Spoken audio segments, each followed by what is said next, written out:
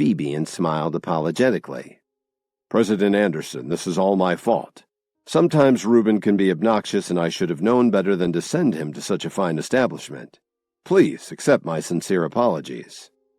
"That's a very nice apology, but it really should come from him," Phoebe said as she pointed to Reuben. Drake grabbed Reuben and shook him. "Didn't you hear her? Open that big mouth of yours and apologize to President Anderson." You could tell that he was in pain, but Reuben forced himself to speak. "I'm sorry, ma'am," he mumbled. "Is everything settled now, Mr. Williams?" Drake asked politely. "We're good," Kevin replied. Then he turned around and looked at Reuben. "I want you to leave that fruit. Do you have any objections?" "Of course not," Reuben said as he placed it on the table in front of Kevin. "How did you get this?" Kevin asked as he picked up the fruit and examined it. He kept turning the black fruit over and over until he was sure that he wasn't mistaken. According to the book that he'd taken from Marshall's office, this was an incredibly rare fruit. Whoever had put it in the bin at the health food store certainly had no idea what it was. It probably just looked like a black diamond apple, which isn't quite as rare. But that's not what it was. Actually, it was an important ingredient for refining numerous herbal medicines that were described in the book. "Well, are you going to tell him or aren't you?" Drake reprimanded his cousin. "Mr. Williams, I found this at a health food store on Cicero Avenue. It looked interesting because it was darker than the rest of the fruit. It was the only one like this. I figured I'd let it ripen and eat it later," Reuben answered timidly. "All right, Drake. Take him away," Kevin said lightly. "And don't let this happen again." "Thank you, sir." Drake felt as if he'd gotten a presidential pardon. He grabbed Reuben by the elbow and rushed out of the store, followed by his bodyguards, who were careful not to disturb anything on the way out. Kevin didn't stay long either. He said goodbye to Phoebe and led Lily and Rachel out to the sidewalk. "What's the deal with you and Drake? Why does he respect you so much?" Lily stared at Kevin and asked. "It's because he knows I'm very good friends with Mitchell Cook," Kevin replied quietly. Lily looked at Kevin and suddenly felt that her seemingly useless husband, whom everyone looked down on, was somehow different. Just then, Phoebe ran out of the store chasing after them. "Kevin, I really have to thank you for this," she said gratefully. "It was nothing. Just remember to give me a raise," Kevin said with a smile. "It's lunchtime now. How about I treat everyone to a meal at my house?" Phoebe asked them excitedly. Before Kevin could say anything, Lily smiled and said, "That would be wonderful. Thank you for the invitation." Lily thought that it might help the Jones family if she could develop a good relationship with Phoebe. After all, the Anderson family was very well respected in Chicago. Phoebe gave Kevin the address of her family's estate. It was about an hour and a half from the antique store. When he got out of the car, Kevin shook his head in disbelief. The estate was located in the western suburbs, facing towards the east. There were no buildings as far as the eye could see, which was rare in this part of the city, where it seemed that every bit of farmland had been replaced by housing developments. "Business must be good," Kevin said to himself. After everyone sat down on the sofa, Lily looked around the large, tastefully decorated room. Then she asked with some hesitation, "President Anderson, forgive me for asking, but why don't you have any antiques in your home?" "It's very simple," Kevin said as the three women turned to look at him. "You know about this, too?" Lily asked in surprise. "As it turns out, I do. While Phoebe's family specializes in antiques, they prefer not to bring any into their home," Kevin explained. "It may sound superstitious, but they avoid bringing any objects into the house that might be haunted," he said very seriously. Lily and Rachel had their doubts about this explanation. Lily snickered a little and said, "Bull, you're just putting us on." "Actually, he's right," Phoebe said as she brought a tray of appetizers over from the sideboard. "My father told me the same thing. Antiques are beautiful, but we prefer to keep them at the store." They chatted for a while longer, and then Phoebe went into the kitchen to prepare their meal. Rachel and Lily got up and went into the kitchen to help her. Kevin took his glass of iced tea and leaned back on the sofa. But the sofa was a lot softer than he expected, and as he sank into it, he spilled his drink all over his tan pants. Kevin grabbed a few tissues in a hurry and tried to dry himself off. Just then, Phoebe walked out of the kitchen and asked him, "Kevin, do you like chili?" "What happened?" Phoebe asked, as she saw Kevin sitting there with a huge dark stain on his light-colored pants. "It's not what it looks like," Kevin tried to explain. Rachel and Lily rushed out when they heard all the commotion. "What's going on?" "How am I going to explain this?" Kevin thought to himself. "They think I peed my pants.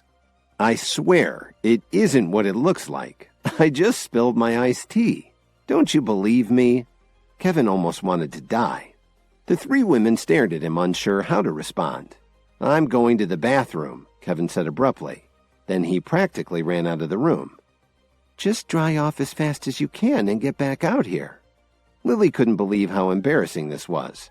She went back into the kitchen to keep chopping vegetables, thinking about the horrible first impression she was making on Phoebe. Suddenly, the front door was violently kicked open. "Who are you?" Phoebe asked in alarm. "Tie them up," Marshall shouted to his men as he looked around the room. "Kevin, where did you go? Come out now." Kevin, who was still in the bathroom trying to dry his pants, heard all of this and started to fear for his wife and friends.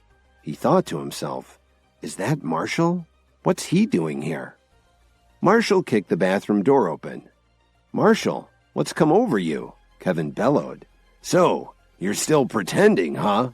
Marshall roared angrily. Then he threw a punch at Kevin. It was a powerful punch that could have knocked out someone twice his size. Kevin stepped just to the side as the punch passed him by. He could feel a blast of air against his face as Marshall ended up hitting the wall instead. Several cracks appeared on the spot where his fist landed. "Marshall, how dare you attack me?" Kevin said indignantly. Marshall suddenly looked behind him to make sure that nobody could hear him and lowered his voice. "I have to know. Where is the book you took from my office? Just give it back to me and I won't have you punished for impersonating the Night King." "What are you talking about? I can't possibly carry books around with me all day long," Kevin replied very calmly. "Aren't you going to hand it over?" Marshall said with a monstrous look in his eyes. "Those three women out there mean a lot to you, don't they? How about if I give them a fate worse than death?" "Is that a threat?" Kevin asked expressionlessly. "Let's talk somewhere else," Marshall said as he pulled his fist back. They walked into one of the other rooms. As he went down the hall, Kevin could see Lily and the other two women tied up in chairs by the dining room table, surrounded by Marshall's men. Kevin didn't dare to fight back now that Marshall had taken his wife and friends hostage.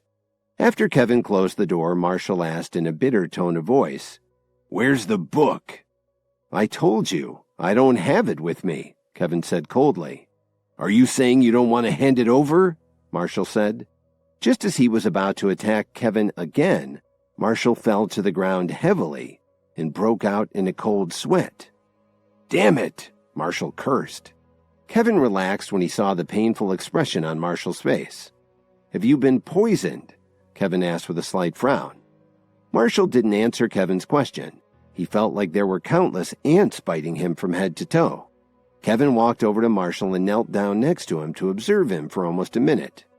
"An herbal did this to you, didn't it?" Kevin asked in surprise. "How do you know?" Marshall said in shock. Kevin knew which herbal pill Marshall had taken. While some of the herbal concoctions in the book could help someone with just one dose, others had to be taken over a period of time to have an effect. But this one had a very serious flaw.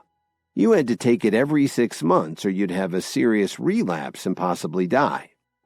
The head of the Alliance did this in order to better control the members.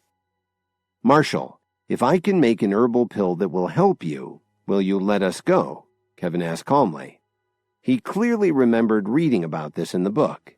He remembered the recipe and knew that the black fruit he'd gotten earlier in the day was indispensable. It was an incredible coincidence, but Kevin wasn't worried about that right now. He needed to save Lily, Rachel, and Phoebe. "That's impossible. Only the head of the Alliance can make that," Marshall said in astonishment. "I don't care if you believe me or not. If you get the pill, will you let us go?" Kevin asked again. "All right, it's a deal," Marshall stammered. "You still have 2 hours before it gets critical," Kevin said to him. I'll be back in a minute." After saying this, Kevin opened the window and climbed out. Then he went to his car and got the black fruit. Although Kevin was reluctant to help Marshall, this was the only way he could save Lily and the others. When Kevin got back, he took Marshall to the kitchen. As he watched Kevin, Marshall was dumbfounded. "How does he know how to do this?" he wondered to himself. Half an hour later, Kevin had finished refining the pill that would act as an antidote to save Marshall from the effects of the pill that the head of the Alliance had given him. By now, Marshall was drenched in sweat. The pain was torture, and he collapsed to the floor. "If you want to live, then take it now," Kevin said as he put the pill in Marshall's mouth. 5 or 6 minutes later, Marshall looked a lot better and slowly got up from the kitchen floor. "You'll be fine in another few minutes. Now, can you let us go?" Kevin said calmly. If Marshall hadn't kidnapped Lily, Rachel, and Phoebe, and if he hadn't come in there with so many men, Kevin wouldn't have used the black fruit to make the antidote for him. Marshall looked Kevin in the eye and begged him, "Sir, please save my men. They've been given the same pill. Without the antidote that you just made, they'll all die within 3 days." Marshall's original plan was to get the book back and return it to the Alliance in exchange for the herbal medication that he needed. But it turned out to be very difficult for him to find Kevin. First, he went to Dominic Archer's family, then the Jones family, and then the Williams family, one after another, but he couldn't track him down until today. At this point, even if he had the book, he wouldn't be able to get to the Alliance headquarters and then return in time to save his men.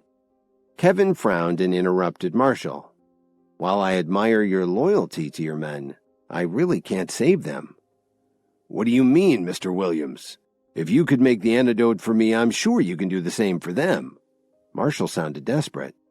"Unfortunately, to make another batch, I would need more of the black fruit. As you can see, I used all that I had to make your pill.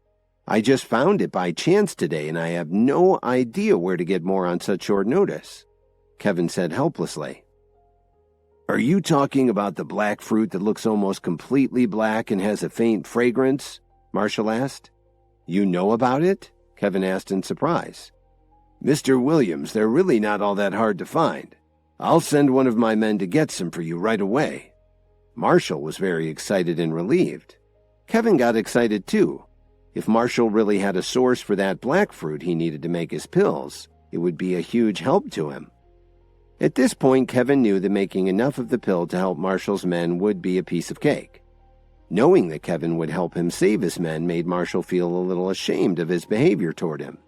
He had almost harmed someone who could be a valuable asset to his organization. All they had to do now was to wait for his aide to come back with the black fruit. Hi guys, Kevin here. Listen to full episodes of Insta Empire exclusively on the Pocket FM app. Click the link in the description to install the app now.